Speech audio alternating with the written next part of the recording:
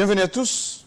Merci de la confiance et merci surtout du président de la République, notamment en ce qui concerne les jeunes Congolais. Il y a quelque temps, ici à Kinshasa, une rencontre entre le président et la jeunesse au palais du peuple.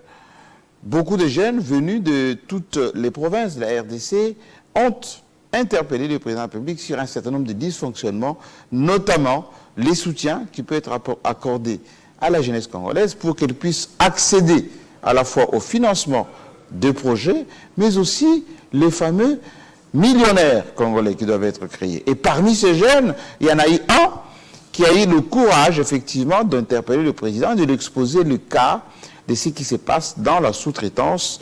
Et le chef de l'État avait prêté une oreille attentive. Et d'ailleurs, il devait y avoir la suite et à tout cela. Alors, pour essayer de comprendre un peu qu'est-ce qui s'est passé ces jours-là, qu'est-ce qui a motivé cette interpellation et comment tout ceci doit être fait dans les règles de l'art, le secteur même de la sous-traitance, comment ça fonctionne. Nous avons invité le jeune en question. Il s'appelle Don Israël Mbouyi. Il est président de Hub 243. Bienvenue. Merci beaucoup, JMK. C'est une opportunité, en tout cas, qu'on accorde à la jeunesse à cette émission, parce qu'effectivement, le Congo ne se fera qu'avec une jeunesse bien préparée, compétente et qui soit aussi à même d'aborder le challenge, pour ne pas dire les enjeux qui arrivent. D'abord, savoir un tout petit peu votre parcours. D'où venez-vous et aujourd'hui, pourquoi vous vous retrouvez au centre de cette problématique de la sous-traitance et cette problématique de la place des jeunes dans le Congo d'aujourd'hui? Don Israël Hubert Mbouyi, je suis congolais, de père et de mère comme on dit ces derniers temps. Oui, oui. Je réside à la ville de Kolwezi, la ville minière de... Ololaba, la ville minière de Kolwezi, depuis plus de 10 ans. Quand je suis arrivé à Kolwezi, après mes tentatives de faire l'Europe, de vivre à l'étranger, et au final, je me suis dit, ça valait la peine d'essayer de réussir chez nous, à la maison. Je suis rentré au pays, je me suis décidé d'aller commencer quelque part. Là où j'étais pas assez connu, il fallait que je bâtisse ma vie là. Et la destination était Kolwezi. Je suis allé à l'époque, c'était encore dans l'espace Grand Katanga. Il n'y avait pas peut-être ce qu'il y a aujourd'hui. Je me suis décidé de rester là. Mon tout premier travail à Kolwezi, j'ai eu à travailler pour des sociétés sous-traitantes, des étrangers, en grande partie des Sud-Africains, des Belges à l'époque. Ma toute première société, elle était dans le sujet belge, dans les entreprises de la place. Petit à petit, j'ai commencé à comprendre comment ça se passe, la sous-traitance, comment ces gens encaissaient des mieux. Plus je franchissais le cap, plus j'avais des responsabilités, j'y voyais clair et j'ai découvert combien l'argent de la sous-traitance était totalement, sinon à 90%, exporté vers l'extérieur. Exporté vers l'extérieur. Par définition, qu'est-ce qu'on appelle la sous-traitance? Ça marche comment? La sous-traitance, au fait, pour une entreprise principale, généralement avec la loi OHADA actuellement, quand une entreprise s'enregistre sous son registre de commerce, il est inscrit des activités principales. Et ce sont ces activités que l'entreprise doit normalement exercer. Mais pour que la production, par exemple dans le secteur minier, se fasse, il y a des activités connexes et des activités annexes qui ne sont pas liées directement à l'activité principale, qui doivent fonctionner pour que l'entreprise vive. Je m'explique. Par exemple, pour une entreprise minière, il faut transporter des travailleurs de leur maison et les amener au service. Ce n'est pas inscrit quelque part sur le registre de commerce de cette entreprise, mais c'est un travail capital qui doit être exécuté. Nourrir les travailleurs sur un site, ce n'est pas inscrit à l'ordre de registre de commerce d'une entreprise minière, mais c'est un travail capital qui doit être exercé. Faire de la maintenance. Par exemple, pour une entreprise minière, c'est produire et vendre la cathode de cuivre ou l'hydroxyde de cobalt. Et tous ces services annexes et connexes doivent être exercés. C'est ce qu'on appelle la sous-traitance. En fait, la sous-traitance n'a pas commencé avec la loi sur la sous-traitance congolaise. Elle existait déjà. Elle existait déjà. Ce sont ces mêmes entreprises, quand ils sont venus quand elles sont venues chez nous au pays, elles sont venues dans leur package avec leurs cousins, leurs frères, généralement de l'Afrique du Sud, qui exerçaient déjà la sous-traitance. C'est par là que les Congolais ont compris, oh, la sous-traitance existe, nous pouvons aussi l'exercer. Donc, en gros, c'est ça. Quand ces entreprises arrivent, dans un premier temps, ils amènent les leurs, mais la loi a été mise en place pour leur interdire de sous-traiter les expatriés et d'utiliser la main-d'œuvre ou les entreprises locales. Tout à fait. Est-ce que les entreprises respectent, on va dire, cette réalité-là? En fait, quand vous lisez l'exposé des motifs de la loi sur la sous-traitance, en fait, c'est dans le souci de résoudre un problème. L'exploitation minière au Congo, on a produit des tonnes et des tonnes de cuivre, des tonnes et des tonnes de cobalt, mais sur terrain, la vie des autochtones ne changeait pas. Il n'y avait pas de changement. C'est ainsi que le législateur a pensé qu'il fallait que cette production laisse des empreintes. Demain, quand on ne laissera que des trous béants, des trous géants, qu'on dise qu'au moins que cette exploitation minière a créé de la richesse, a créé une chaîne de valeur. Les entreprises principales n'ont jamais respecté cette loi, elles ne la respectent pas, c'est le but même de notre combat. Depuis plus de 7 ans, je me bats. Avant que l'ARSP n'existât, je me battais déjà pour la sous-traitance, pour le contenu local, et voilà un peu ce que nous sommes en train de faire. Alors, là on a bien compris. Et je veux qu'on regarde cette vidéo qui a motivé en quelque sorte cette émission, parce que les gens vous ont découvert ces jours-là, un courage exceptionnel, vous étiez sincère, direct. Vous avez parlé, on va dire, comme si c'était la dernière fois, la première et la dernière fois, un dirigeant qui était là pour écouter les désirata des jeunes, et vous avez pris votre courage à votre corps. Vous êtes inscrit et vous avez parlé. Allez, on regarde ça et puis juste après on va décortiquer ensemble. Ensuite, on va entrer dans la problématique. Justement, après avoir essayé plusieurs fois de rencontrer le président, c'est vrai que vous avez écrit 3 mémorandas que j'adresse au président sur la question.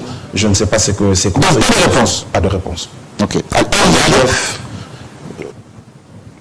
Il y avait un accusé de réception et pas de réponse probante. Très bien. Alors on regarde. On va d'abord voir l'ambiance qui a prévalu ce jour-là au Palais du Peuple et de quelle manière vous vous êtes exprimé avec autant de courage. Magnéto. Nos richesses, elle est humaine, c'est notre jeunesse. Et c'est avec cette jeunesse que nous allons rendre possible les capacités de progrès et d'accroissement de ces entreprises qui vont être créées. Donc je peux vous assurer que ça va aller. Merci. Merci beaucoup, Excellence, Monsieur le Président de la République. Nous demandons à Monsieur Kalé Lévy et Madame Gloire Mbemba de pouvoir rejoindre et en donnant la parole, une question s'il vous plaît, à l'ami qui a le micro. Merci beaucoup. Excellence, Monsieur le Président de la République. Merci à tous les jeunes ici présents. Je vais demander l'indulgence, s'il vous plaît. Ce dont je veux parler, il s'agit de plusieurs sommes d'argent qui doivent bénéficier à la jeunesse congolaise. Alors, je me donne le privilège, avec tout le respect possible, pas seulement de poser la question, mais d'exposer le problème et de demander la résolution juste après. Chère Excellence, Monsieur le Président, avec votre respect, je fais partie de ce club dont vous venez parler tout à l'heure. Je m'appelle Don Israël UBB. Je suis porte-parole du club national des sous-traitants. Parce que vous venez d'évoquer cette question de la sous-traitance dans le secteur des mines, ainsi je vais aborder pour vous exposer réellement ce qui se fait. Prière d'être bref, chers camarades. S'il vous plaît. Allez-y, je vous écoute. S'il vous plaît. S'il vous plaît. S'il vous plaît. Allez-y. Monsieur le Président, je vais aborder dans le même sens que ma consoeur qui a quitté ici. Vous nous aviez promis de créer une classe des millionnaires congolais. Cela n'est possible qu'au travers la promotion de l'entrepreneuriat. Mais il se fait que de chiffres que nous avons, parce que moi-même je suis entrepreneur et acteur, la sous-traitance aujourd'hui au Congo c'est une affaire de 7 milliards de dollars l'an. S'il vous plaît, je répète, 7 milliards de dollars l'an. Mais ce n'est pas normal, Monsieur le Président. La sous-traitance congolaise fabrique chaque jour un millionnaire sud-africain, un millionnaire chinois, un millionnaire australien, un millionnaire français. Et j'aimerais que les jeunes disent ici, ce n'est pas normal. Monsieur le Président, pourquoi? Parce que ces mots Zilgin, Sikomine, Ivanoé ont décidé de ne pas respecter la 17/001 de février 2017. Ils ne respectent pas nos lois. Ce sont des partenaires, ils viennent dans notre pays, ils prennent le beurre et l'argent du beurre, alors que la jeunesse ici n'a absolument rien, Monsieur le Président. Monsieur le Président, parce que vous en aviez parlé, s'il vous plaît, parce que vous en aviez parlé, je serais malhonnête de dire que tout le monde ne fait pas mieux. Une mention spéciale pour Kamoa actuellement, qui essaie de se démarquer, d'où même il y a les quelques millionnaires dont vous parlez. S'il vous plaît, Monsieur le Président, comment est-ce possible quand vous dites, en votre statut de président de ce pays, vous preniez une décision, une résolution, et que vos ministres sectoriels et que vos directeurs ne respectent pas cela dans ce pays? Comment est-ce possible?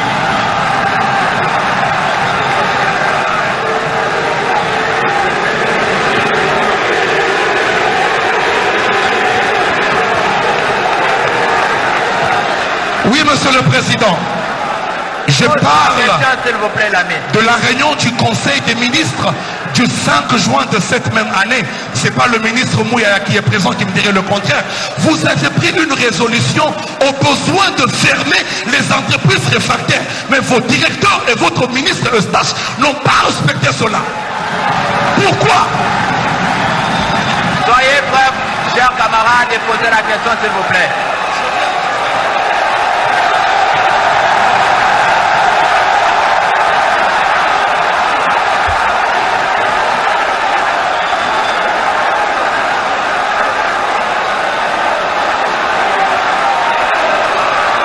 Monsieur le Président,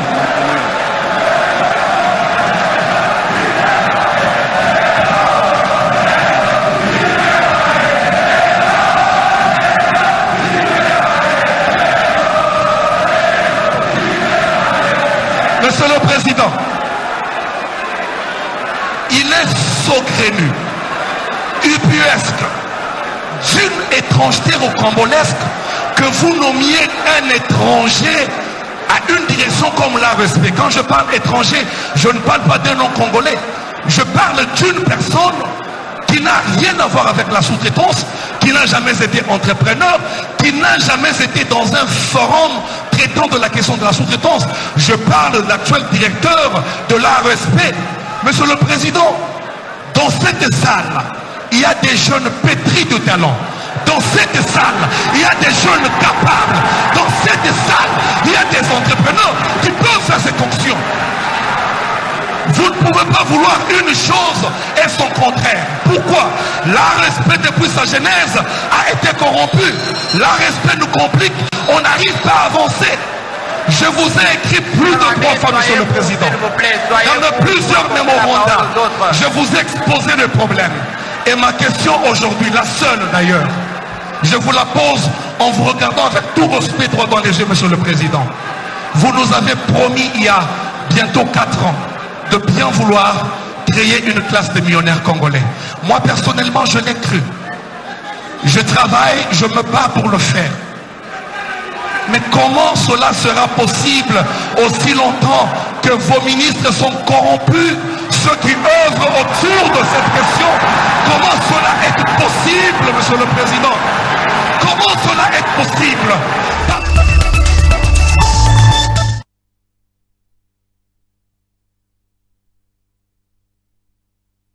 Oui. D'abord, cette scène, cette ambiance qui a prévalu au Palais du Peuple il y a à peine quelques mois, le président de la République a eu une initiative louable de rencontrer la jeunesse. C'est d'un courage exceptionnel. Comment ça vous a habité, personnellement, à intervenir de cette façon? En fait, comme je le disais tout à l'heure, j'ai essayé de rencontrer le président à plus d'une fois, sans succès. J'ai tout tenté, j'ai essayé encore et encore, mais on ne nous a jamais accordé cette opportunité. La vérité est que la sous-traitance était en train de se mourir d'ailleurs. C'est les jeunes qui étaient invités, chaque province avait envoyé une délégation. Et chez moi, en province là-bas, je ne faisais pas partie de la liste. Ah, vous n'étiez pas invité d'ailleurs? Non, je n'étais pas. À cette rencontre? Je n'étais pas. Vous vous êtes arrangé, organisé pour être à Kinshasa? J'ai payé mon billet, j'ai payé mon hôtel et je me suis battu, je ne sais de quelle manière, pour avoir cette invitation et être dans la salle. À partir de 5 h du matin, j'y étais. J'y croyais. Je savais que dans ces genres d'organisation, il y a des gens qui sont préparés pour poser des questions. Et je me suis dit, comme c'est au Parlement que ça se fait, ici je demanderai une motion, et je crois, comme le président aime écouter le peuple, il m'écoutera, il m'accordera cette motion. À partir de 5 h, donc vous êtes passé par motion? Oui. Vous n'étiez pas dans la liste programmée pour poser des questions? Non. Très bien. J'ai demandé une motion parce que j'avais quelque chose à dire au président et je lui ai dit que je lui ai présenté qu'une facette, le 1/10 de ce que je pouvais lui dire. Parce que la situation, elle est chaoteuse pour la sous-traitance et elle se meurt de plus en plus. Je me suis dit c'était une belle opportunité de le dire à la face du monde. C'est bien beau de présenter les acteurs miniers comme des partenaires privilégiés du gouvernement, mais il faut à un certain niveau que cette exploitation minière de notre pays bénéficie aux Congolais que nous sommes. Alors, est-ce que vous avez dit, vous avez préparé ça avant ou c'est sorti spontanément? Quand j'étais dans la salle, je me suis dit, aujourd'hui je veux le faire. J'ai préparé mon petit papier. Sans peur? Non, sans peur. Je me suis dit, je veux le faire. Et j'ai préparé mon petit papier juste pour être quadrillé et être droit dans mes bottes. Et le moment arrivé, comme j'y avais cru, et c'était arrivé. Et pendant que vous parliez, vous avez peur? Vous étiez en quelque sorte enragé, endiablé par une espèce de l'onction comme ça de la salle en face du président?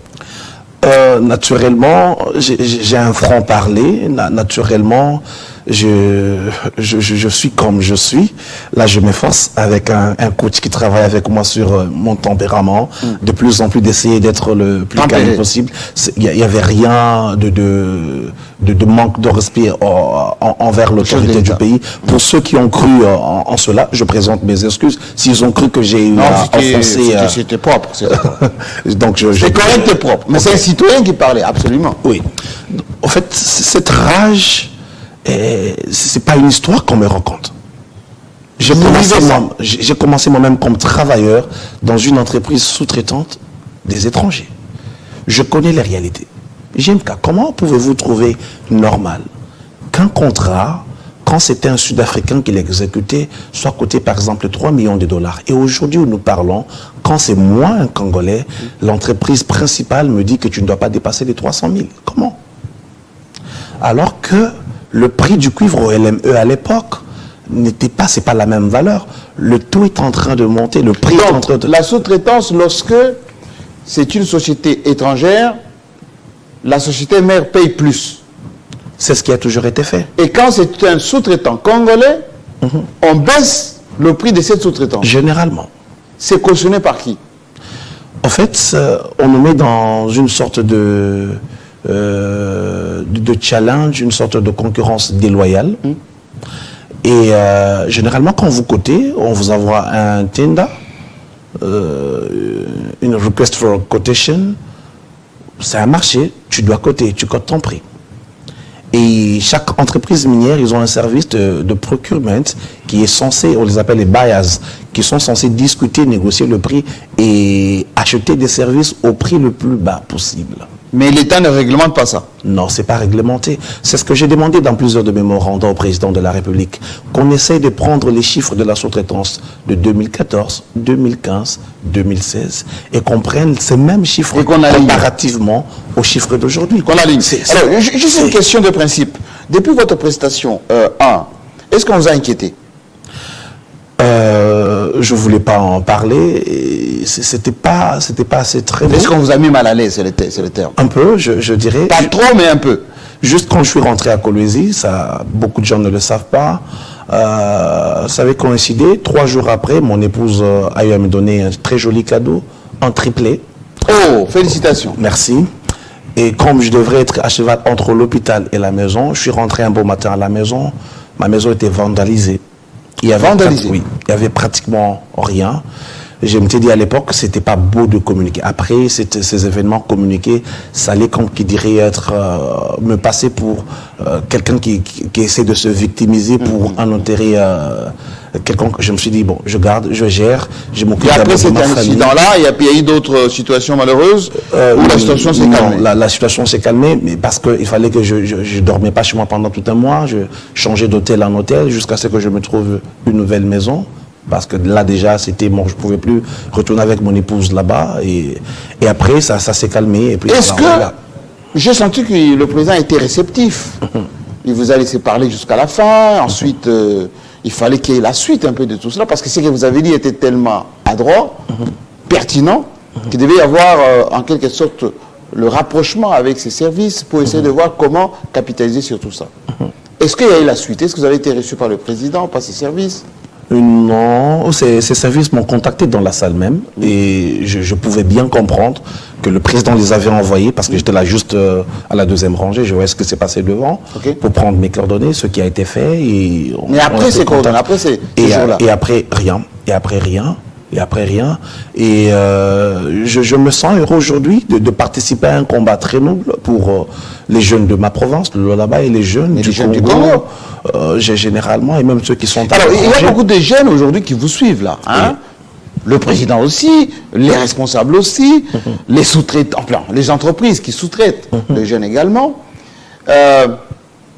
Vous vous battez pour quoi? Je me bats pour l'idéal. Et l'idéal pour moi, c'est la redistribution équitable de nos ressources. Le Congo est ce pays riche, ce scandale géologique, comme on l'a toujours dit. Mais la population est tellement pauvre que ça fait mal. Ça fait mal encore quand tu connais le secret, quand tu es au centre de cette exploitation. Comment on peut faire l'argent? Oui. Quand vous savez que si la sous-traitance est bien utilisée, fatalement, les gens qui sont dans ce secteur gagnent de l'argent. Oui. Mais ce n'est pas fait. Je n'ai pas fait. Quand je le dis qu'on peut créer un millionnaire chaque semaine, là, j'étais assez clément avec les chiffres. Au Congo, avec l'argent de la sous-traitance, on peut créer un millionnaire chaque jour. Chaque jour? Parce qu'il est question... Comme au Nigeria avec le pétrole. Justement, il est question de 7 milliards de dollars l'an de l'exploitation minière en termes de sous-traitance seulement. Et les sociétés minières ne font que grandir chaque jour. Et quand je parle des sociétés minières, je parle de 7 milliards de dollars exclus des entreprises minières chinoises qui ne respectent aucunement cette loi. Je n'aimerais pas citer des noms aujourd'hui, mais on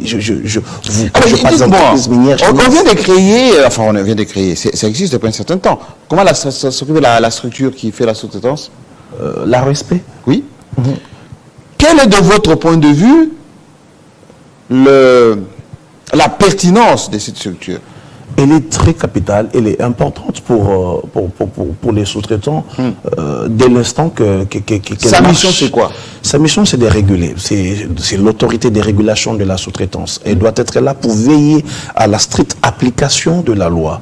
Dire aux entreprises principales que ça, c'est une matière de sous-traitance. Elle doit être réservée aux entreprises à capitaux congolais. Et sa mission aussi est d'enregistrer, de donner un certificat qu'on appelle certificat Ariane aux entreprises éligibles pour exercer la sous-traitance. Et c'est là que tout devient faux. Parce que 90% des entreprises qui ont ce certificat ne sont pas des vraies entreprises de droit congolais. C'est-à-dire? Ce sont des entreprises prête-nom. Prête-nom? Oui. des entreprises, les mêmes entreprises, des étrangers, des Chinois, des Libanais qui exerçaient en toute impunité avant, comme il y a une loi, ils s'est mis en entreprise congolaise, mais pas comme la loi le veut, parce que la loi prévoit à ce que ces entreprises se fusionnent avec des Congolais, que les Congolais prennent au moins 51% dans l'actionnariat de ces entreprises. Justement. Et est-ce qu'on trouve dans l'actionnariat de ces entreprises des On trouve des sous-traitances sentinelles. beaucoup de Congolais? Non, généralement pas. Dans ces entreprises étrangères, on trouve des sentinelles qui perçoivent des miettes, on trouve des jardiniers qu'on a pris des noms, qu'on a inscrits quelque part. Comme l'ARSP ne contrôle pas la véracité de ces entreprises, le simple fait qu'on lui amène un RCCM et on dit que voilà, telle personne est gérant, il est de nationalité congolaise, eh bien on donne un certificat que l'entreprise est éligible. C'est ce que j'ai essayé de crier, d'en parler à quiconque voudrait bien m'entendre depuis très bien longtemps. J'en ai discuté longuement avec l'ancien directeur, on en a parlé, on a fait des conférences quant à ce, oui. Mais on n'arrivait pas à harmoniser. Et pourquoi? Est-ce que le directeur était complaisant ou c'est parce que vous disiez tellement la vérité que, allez, on a amadoué les gens pour qu'ils passent outre tout ceci? Parce que la vérité dans tout ça, c'est quoi? J'ai parlé des personnes corrompues, ça c'est une vérité. Beaucoup de gens m'ont demandé que j'amène des preuves. Qui ne connaît pas que le Congo est ce qu'il est avec toutes les réalités que nous avons? Juste en termes d'illustration, j'aurais appris que le président était gravement déçu quand il revenait de chez moi à Mbuji-Mayi. C'est ce que j'essayais de dire. Il y a plusieurs personnes qui sont corrompues, qui bouffent l'argent dans ce contexte. Parce que quand on parle de la sous-traitance, parfois les gens pensent à des miettes. Non, ce n'est pas des cacahuètes. C'est des millions de dollars. C'est des millions de dollars. Il y a des contrats qui pèsent 15 millions. Il y a des contrats qui pèsent 25, 50, 100 millions de dollars. Et dès l'instant que ces contrats sont donnés aux étrangers sous couverture de quelques autorités, et parfois même des prête-noms, et ça bénéficie à quelques personnes et aux étrangers qui viennent exploiter chez nous. L'histoire de la sous-traitance, l'histoire de l'entrepreneuriat au Congo, moi je classifie ça comme cette histoire d'un père au crépuscule de sa vie, après avoir travaillé durement, il se dit, je dois devoir créer, bâtir la maison de mes rêves. En voulant bâtir la maison de ses rêves, il appelle ses amis chinois, il appelle ses amis indiens, il leur donne des contrats pour qu'ils lui bâtissent cette maison de rêve. Mais là où ça blesse, là où ça fait mal, est que dans sa propre maison, il a des enfants qu'il a lui-même scolarisés, qui sont ingénieurs, qui sont maçons, qui sont charpentiers, qui sont électriciens. Et ce qui fait plus mal encore, ils n'ont pas du travail, ils sont à la recherche de l'emploi. Mais ce père trouve bon plaisir d'appeler ses amis qui viennent d'ailleurs pour exécuter ses contrats et retourner avec l'argent alors que ses propres enfants n'ont absolument rien dans sa propre maison. Monsieur Dombouyi, parlons un tout petit peu de certaines vérités qui peuvent déranger. On est suivi par beaucoup de Congolais, notamment les jeunes, les responsables, etc. C'est qu'on vous reproche, vous la jeunesse, vous êtes pas formé ou mal formé, le niveau est parfois bas, pour faire le business d'une manière cohérente. Deuxièmement, quand de même on vous donne des avantages, on vous donne parfois des crédits, au lieu de verser dans l'entrepreneuriat, de fructifier tout cela, vous tombez vous-même dans la consommation. Vous achetez des véhicules, des costumes, au coût des femmes, vous faites des loisirs, etc. Et enfin, vous-même vous prêtez le flanc aux étrangers. Quand les étrangers arrivent, au lieu de dire nous sommes chez nous, nous devons effectivement jouir de nos richesses, non, vous vous contentez de miettes. On vous met des prête-noms, vous acceptez et vous couvrez. Vrai ou faux, il y a aussi une dose de responsabilité dans les chefs des jeunes Congolais. Vrai et faux. C'est vrai, il y a une catégorie des jeunes qui ne maîtrisent absolument rien. Et généralement, c'est toujours la faute aux politiques. Il y a une opportunité, tu apprends, tu es ministre, qu'il y a une opportunité de tel endroit, il y a lieu d'avoir des contrats à tel endroit, en lieu et place de booster l'entreprise de Don Israël, qui est experte en tel domaine. Tu préfères prendre ton cousin au village et tu l'amènes rapidement, il va au GUS avec ton appui, 3 jours après il a les documents, tu l'envoies. Il connaît absolument rien du milieu. Et il devient sous-traitant. Il devient sous-traitant. Quand lui vend un contrat de de 2 millions de dollars, il pense qu'il devient riche. Et pourtant, le double digit dans le business, nous travaillons pour 15% et maximum 25%. Quand tu fais le plus gros des bénéfices, c'est seulement 25%. Donc tu peux avoir un contrat de 2 millions, il faut t'attendre à recevoir peut-être 300, 250 000 de bénéfices. Et quand toi, tu ne vois que les chiffres quand une facture passe et que tu tombes dans ce que tu dis, c'est parce que tu ne comprends pas comment est-ce que le business fonctionne. Donc, il y a vrai des jeunes qui tombent dans cela. Mais c'est aussi faux, c'est une excuse que les entreprises minières avancent. Parce que la loi prévoit presque tout.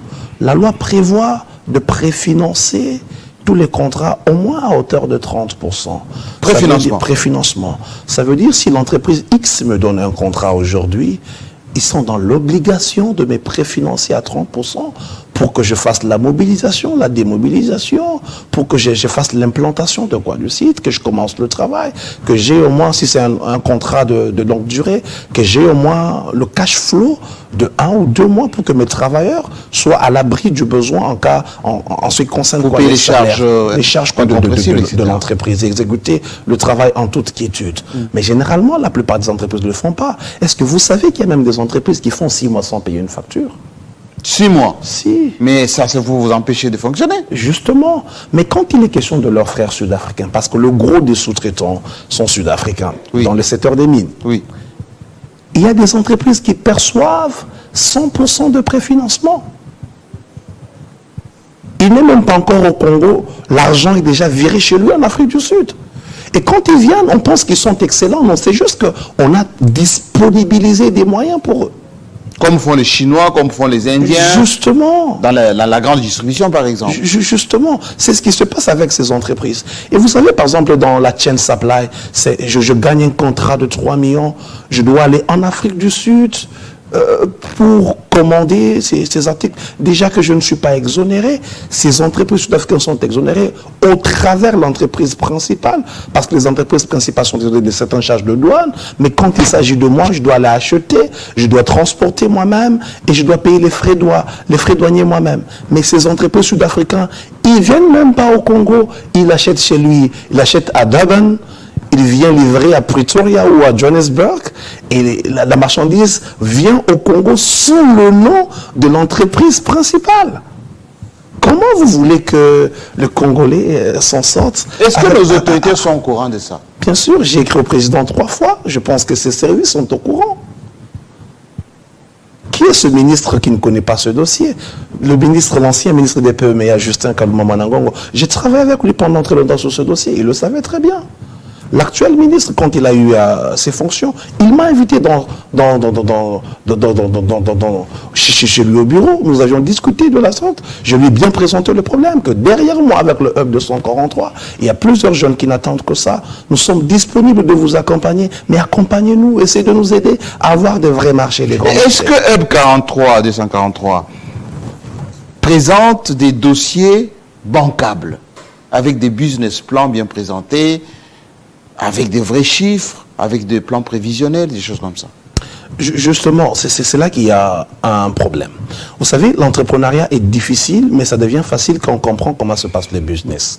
Par exemple, dans le secteur de la sous-traitance, il suffit qu'un jeune soit rodé, comprenne les ABC du métier, vous lui montrez la voie à suivre, il n'a pas besoin de présenter tout ça là, il a besoin d'un coaching. Comment gérer l'argent des contrats, comment gérer le schedule. Le plus grand problème avec les jeunes, c'est sur le plan de quoi, du schedule. Tu présentes, on te donne un travail que tu exécutes pendant 30 jours. Il faudra que tu mettes le nombre suffisant de personnel, que tu vas devoir calculer la masse salariale et tout ce qui vient pour que tu aies un peu de bénéfices. Parfois, les jeunes cherchent à beaucoup gagner. Là où tu dois faire un travail d'1 mois, la mine attend que tu livres ce travail dans 1 mois. Toi, tu vas à 3, 4 mois. Là, ça devient un problème. Et en ce qui concerne, avec le Hub 243, nous essayons d'encadrer les jeunes, à les former, à financer certains d'entre eux de tout petits projets pour montrer la voie au gouvernement. Que là, vous faites déjà de petits projets? Oui. Opérationnels déjà? Opérationnels, par exemple. Est-ce que vous avez déjà bénéficié d'un financement quelconque? Non. Jamais. Jamais.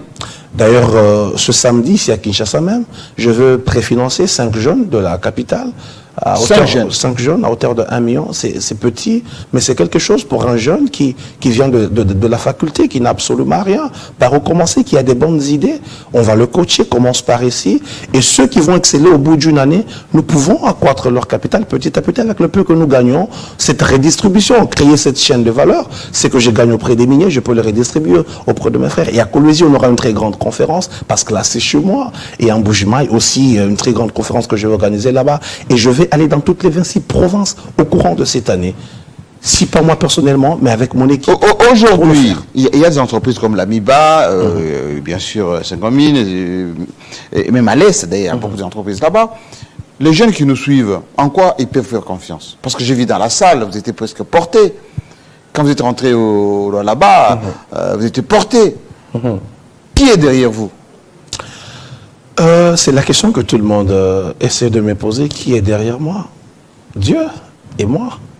Je crois dans ce pays. Quand je me suis décidé de rentrer au Congo, venir m'installer depuis 2012, je me suis dit que je peux créer une chaîne de valeur. Je peux réussir au Congo. Je peux créer le rêve congolais. Je crois en ce rêve congolais, comme les Américains croient au rêve américain. Et le nôtre est plus grand parce que nous avons tout pour réussir, mais généralement avec des mauvaises personnes à des très bonnes places. C'est là le problème. Je me suis dit, je peux devenir cette bonne personne à la bonne place pour aider les milliers de jeunes Congolais qui sont en train de se battre. Et d'ailleurs aujourd'hui, parce qu'on parle de la sous-traitance, elle n'est pas seulement pour le secteur privé. La sous-traitance aujourd'hui, elle l'est même dans le secteur public.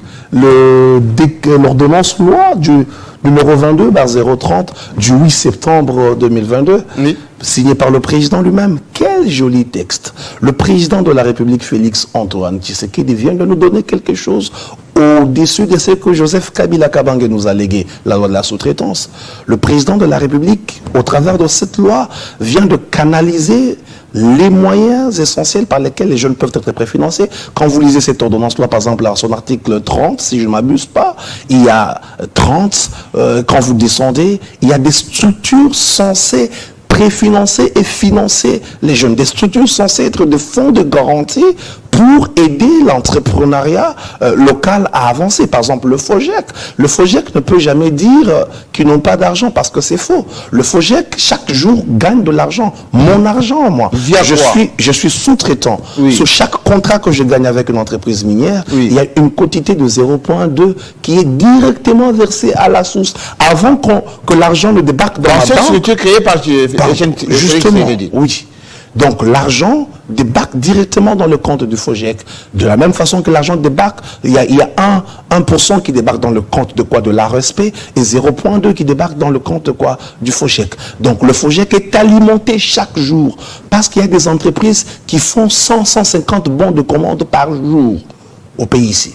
Des entreprises de la taille de ces entreprises minières qui sont chinoises, indiennes, américaines. Il y en a ceux qui c'est 150 bons de commande, ce qui veut dire ces bons de commande qui vont se transformer en contrats. Donc 150 contrats parfois de 10 000, 100 000 millions de dollars chaque jour. Et c'est seulement ces 0,2 qui débarquent directement dans le fonds de quoi de FOGEC. Automatiquement, avant même que l'argent n'arrive sur ton compte. Et avec cette ordonnance-loi dont j'étais en train de parler, le président vient d'ordonner à ce que 40% des marchés publics soient réservés à la sous-traitance. Que c'est beau, que c'est magnifique. Alors que nous savons, je parlais de l'histoire de ce père qui appelait ses amis chinois, indiens, libanais pour venir construire sa propre maison. Et là, ce père qui est le garant de la nation a compris, mais quand bien même je veux appeler mes amis chinois, quand je veux appeler mes amis américains, il faudrait que quelque chose reste au pays. C'est ce 40% de la sous-traitance sur le marché public. La plupart des jeunes entrepreneurs ne le savent pas. Ou bien, chers jeunes, je profite de ce grand plateau pour vous informer que désormais, dans votre province, là où vous êtes en ce moment, tout jeune du Lualaba, écoutez-moi bien. Chaque fois que Madame Marie-Thérèse Fimasuka voudrait bien donner un contrat à une entreprise ghanéenne, à une entreprise chinoise, à une entreprise libanaise, elle doit réserver au moins 40% du montant global de ce marché à la sous-traitance congolaise. Tenez bien. C'est pas moi qui le dis, c'est le président de la République qui a ordonné depuis le 8 septembre de cette année. Et le malheur du Congo, c'est d'avoir des beaux textes qui ne sont jamais mis en pratique. Et mon rôle, mon travail, c'est d'éveiller la conscience de ces jeunes qui sont entre les Et ceci est applicable au Katanga, au Kasaï, au Nord Kivu, au Sud Kivu, etc. Et quand on parle de 145 territoires, la belle opportunité pour que les Congolais deviennent des millionnaires. Avec tous ces projets, avec tous ces projets, donnez à Crexet, donnez à qui vous voulez, mais réservez au moins 40% de la sous-traitance aux entreprises congolaises. Pourquoi? La malhonnêteté, c'est quoi? Vous donnez un grand contrat de 150 millions à une entreprise chinoise.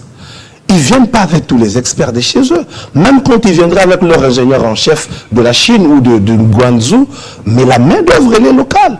Donc ça veut dire on peut allouer. Les maçons, les ingénieurs. Ce sont des Congolais qui exécutent sur le terrain, quoi.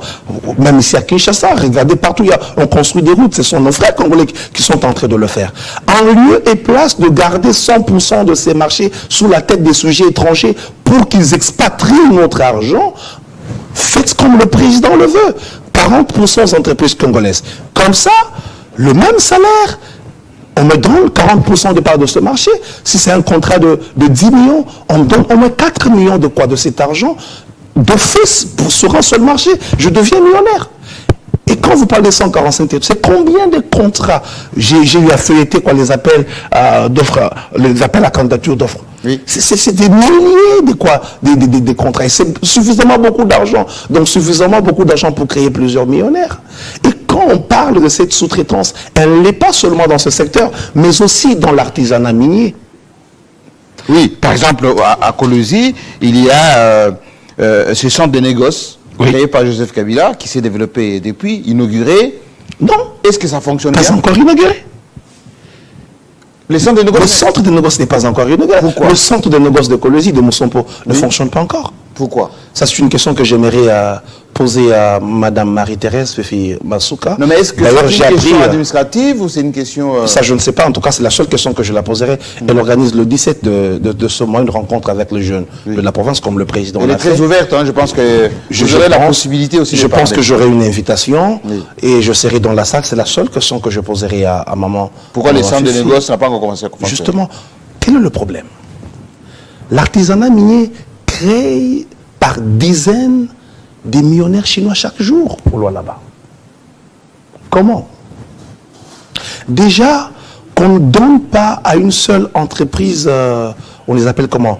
Les entreprises coopératives, le droit de lier des contrats, de signer des contrats avec les entreprises minières. On les oblige, ce qui est contraire à l'esprit de notre code minier, de coopérer avec un Chinois quelconque qui touche une quantité de 10% sur le produit qu'il n'a pas exploité, sur le produit que les pauvres creuseurs ont eu à tirer de leur sous-sol. Dans quelles conditions? Ils frôlent la mort chaque jour, mais pour aller les vendre, il faut passer par un Chinois qui prend automatiquement 10%. Mais pourquoi les Congolais eux-mêmes ne peuvent pas avoir justement cette personne qui rassemble? Impossible. Pourquoi? Tu ne peux pas vendre ton produit, renseignez-vous. Directement à une entreprise chinoise, il faut passer toujours par un Chinois qui te prend 10%. Pas seulement qui te prend 10% là où ça fait très mal. Pour mes frères creuseurs de ma ville Kolwezi, mon Dieu. Oui. Là où ça fait très mal, c'est quoi? Quand vous amenez votre produit, il faut que ça passe par le motoriste. Il faut qu'on vérifie, qu'on quantifie la teneur. Oui. Et vous savez ce qui se passe, JMK, là où ça fait mal? Et on trafique la teneur. Pas seulement qu'on trafique. Oui. Là où ils vont amener au laboratoire, toi, le propriétaire du produit, tu ne seras pas là. Tu n'as pas accès. Tu n'as pas accès. Mais comment tu vas valider la teneur? Non, c'est le Chinois qui introduit ton produit, qui vient te dire, bon voilà, ton produit titre 3. Peut-être que ça titre 15. Et ce qui fait plus mal encore, vous retrouvez que ce produit, parce que dans un sac ou dans un camion, il y a le bon, le moins bon. À la place de prendre une grande quantité, tous nous avions appris en première année à l'université les statistiques, on ne peut pas échantillonner sur une faible quantité. Il faut prendre suffisamment l'échantillonnage soit représentatif, mais ce n'est pas le cas. On ne prend que le moins bon qu'on broie, on passe à la machine, on te dit que ça titre 3. Tu ne veux pas, mais à côté, on peut avoir plus que ça, hein. Justement, là où les jeunes creuseurs devraient être des vrais millionnaires congolais. Parce que quand on parle de l'artisanat minier au Congo, on parle au moins de 30% de la production globale du cobalt du Congo. Ce qui est plus que la production de qui doit justement structurer tout ça? Il y a des structures, il y a ça. L'échantillonnage, l'accès à ces machines pour les calculs de la teneur, le paiement, le prix.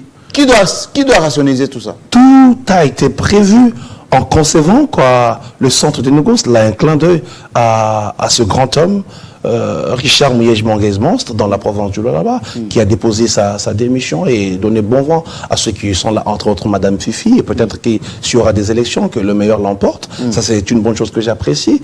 En concevant ce centre de négoce, c'était ça l'idée. Faire bénéficier aux autochtones la richesse de leur sol. Parce que de tout ce temps, les creuseurs sont en train de pleurer, de crier. Ils ne bénéficient pas de leur travail. Ce sont les Chinois qui s'enrichissent sous leur dos. Tout est prévu dans ce centre de négoce. Il y a des laboratoires qui sont déjà sur place. Et récemment, j'avais vu Mme Fifi Masuka continuer les travaux du centre de négoce l'année passée. J'espérais que ça devait être fait le plus tôt possible, ce qui n'est pas encore fait. Je pense en tout cas. Si je ne serai pas là, je vais demander personnellement une audience que j'ai longue avec Madame. D'accord, le message est passé. Oui.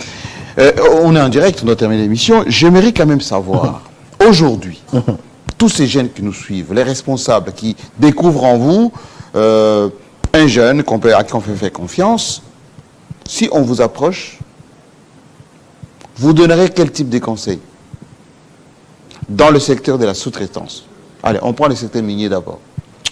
Pour commencer, structurer, on va dire à court terme, la priorité serait quoi? À court terme, je veux m'appuyer sur l'ARSP. Premièrement, je couperai l'octroi abusif de quoi? De certificats Ariane. C'est là le problème. Parce que le vrai problème, c'est le problème des entreprises prêtes, non. Donc, si j'ai le pouvoir aujourd'hui, la première des choses que j'aimerais faire, de dire aux autorités, eh bien, tu es une entreprise, tu viens t'enregistrer, il faut qu'il y ait des OPJ qui doivent fouiller et fouiner dans le passé ou le présent de quoi? De cet entrepreneur qui se présente comme majoritaire d'une entreprise. C'est saugrenu de penser qu'une entreprise chinoise qui existe depuis 10 ans, qui se constitue en une entreprise congolaise, alors qu'elle pèse il y a des millions, qu'on vient nous amener quelqu'un qui n'a même pas un compte bancaire, il y a à peine 2 mois qu'il n'avait pas un compte bancaire comme actionnaire majoritaire. Ça, ce sont des choses que l'ARSP pouvait déjà voir de très loin, ça clignote comme ça là. Donc l'ARSP doit absolument et très rapidement rationaliser l'octroi de ces autorisations. Il faut, toutes les entreprises douteuses en ce moment, je les ai écrits à plusieurs fois, j'ai même présenté les noms des entreprises, parce que je connais ces entreprises comme des entreprises chinoises. Il faut partir dans des banques JMK pour avoir la réalité. Le plus souvent, tu verras toujours un Congolais qui se fait combattre des Chinois, il arrive ici et les Chinois sont avec l'argent. Ça se fait tous les jours dans notre pays. Congolais? Oui. Parce que lui, il est gérant de l'entreprise. Gérant de façade. De façade. Plus encore, il y a des gérants de façade qui sont en congé indéfini. Donc il a écrit une lettre qu'il est en déplacement et pourtant il est au Congo, donc il a octroyé quoi, mandat à un Chinois qui part récupérer quoi, un mandat spécial, une procuration spéciale. Comme le Chinois est actionnaire, voilà, il a procuration de quoi de récupérer l'argent. Ça se fait ici dans notre pays. Donc ce sont des choses sur lesquelles on peut veiller. Je pense qu'il est possible, grandement possible, de créer une véritable classe moyenne dans ce pays, avec des toutes petites choses, avec cette ordonnance-loi, l'appliquer, avec la loi de la sous-traitance. Chaque jour, on peut créer un millionnaire congolais. Les entreprises congolaises se battent. Il y a des entreprises qui sont expertes. Quand on nous présente que les Congolais n'ont pas de l'expertise, c'est une fausseté, c'est une aberration. Il y a des entreprises excellentes. Par exemple, dans le club national des sous-traitants, dont je suis porte-parole d'ailleurs, aujourd'hui je n'ai pas voulu me présenter cette casquette parce que je n'ai pas eu mandat pour venir ici. Je suis venu en mon nom et pour la lutte que j'ai toujours fait depuis très longtemps. Nous avons des entreprises expertes, on a même des entreprises qui ont déjà touché des millions, qui essaient d'aider d'autres entreprises. Donc c'est possible, au travers ces gens de structures, au travers le Hub 243, qu'on crée des centres d'incubation, qu'on crée des pépinières pour booster d'autres jeunes qui viennent nous rejoindre. Il y a la place pour tout le monde, il y a l'argent pour tout le monde au Congo. Le rêve congolais est possible. Au Congo, on peut devenir millionnaire. Merci beaucoup. Don Israël Mbouyi, je rappelle qu'il a été mis en place Michael Katem, qui est aujourd'hui le directeur de cette structure qui s'occupe de la sous-traitance. Il était ministre de ZTPR au niveau du Katanga. Aujourd'hui, il est dans ces structures. D'ailleurs, il a commencé à faire le travail, on va dire, de contrôle au niveau national. Et on espère qu'il va mettre en place une stratégie qui va entrer dans le cadre de ce qui a été dit ici. Et surtout que nous, on va être très vigilants. Et on va être un peu, je dirais, en embuscade, c'est le mot qu'on puisse dire, pour veiller sur tout ce qu'elle nous avait dit dans cette émission. Et on invitera ici Michael Katembe pour qu'il nous explique un peu sa stratégie, qu'est-ce qu'il compte faire, parce que c'est très important. Les millionnaires dont parle Félix Tshisekedi, ça se fabrique comme au Nigeria, comme en Afrique du Sud avec l'ANC, avec des Congolais, avec des jeunes Congolais, comme ce jeune homme qui a des idées beaucoup plus claires. Allez, merci à vous, et bon vent, et soyez en sécurité et courageux dans votre pays, parce qu'effectivement, si les Congolais ne s'expriment pas, qui va le faire à leur place. À très bientôt, avec le même plaisir. Merci.